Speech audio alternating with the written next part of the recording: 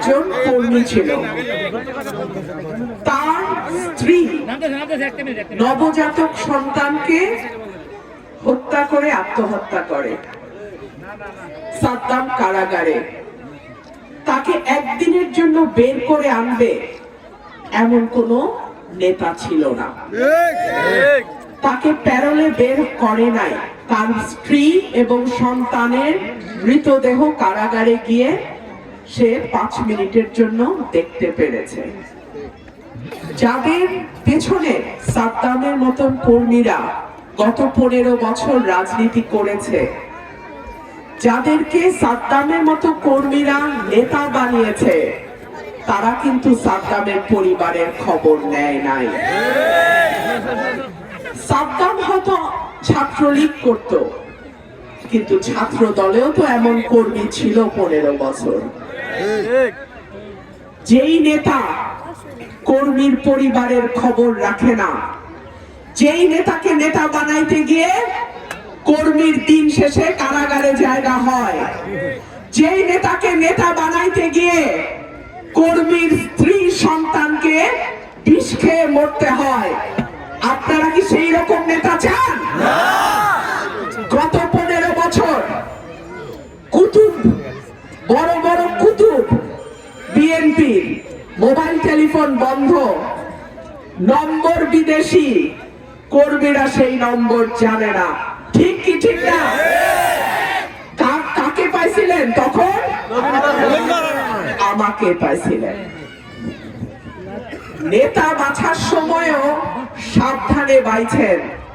ভাইরা আমার, সাদ্দামের পরিণতি যেন বাংলাদেশে কোন দলের কোন কর্মীর কপালে না ঘটে। আরেকটা ঘটনা বলি, আওয়ামী লীগেরটা বললাম, বিএনপিরটা বলি। বিএনপির এক স্বতন্ত্র প্রার্থী মোহাম্মদ আলী নাম, চিনি কারণ তিনি সুপ্রিম কোর্টের অ্যাডভোকেট। স্বতন্ত্র দাঁড়াইলো, নেতা কর্মীরা যান জীবন দিয়ে খাটলো, কাউকে কিছু না বলা, কালকে আসন ছাইরা ঢাকায় চলে গেছে। এইরকম নেতা চান?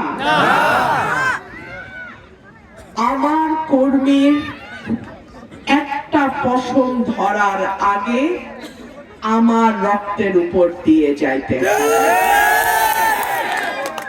আমার বাবা নাই, ভাই বোন নাই, আমার আপনারা ছাড়া কেউ নাই। সুতরাং আমার জীবন থাকতে আমি সরকারি দল যাই আর বিরোধী দলে যাই আর স্বতন্ত্র থাকি, আমার কর্মীর একটা পশমে কেউ হাত দিতে পারবে না। নেতারা নিজে নিজে নেতা হয় না।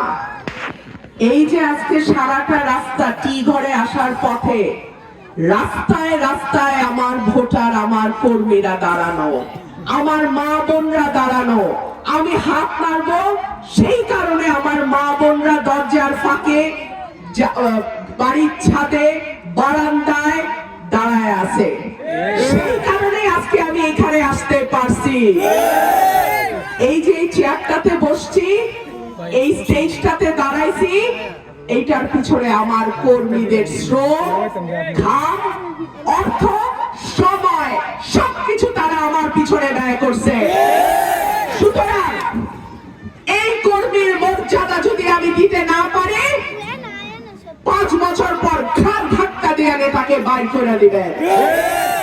এই কর্মীর সম্মান যদি আমি দিতে না পারি, এই ভোটারের কথা যদি আমি রাখতে না পারি, আমার ভোটারের প্রয়োজনে যদি ভোটার আমাকে, আমার অফিসকে না পায়, আগামী 5 বছর পরে দাঁত ভাঙা জবাব আপনারা আমাকে দিয়ে দেবেন।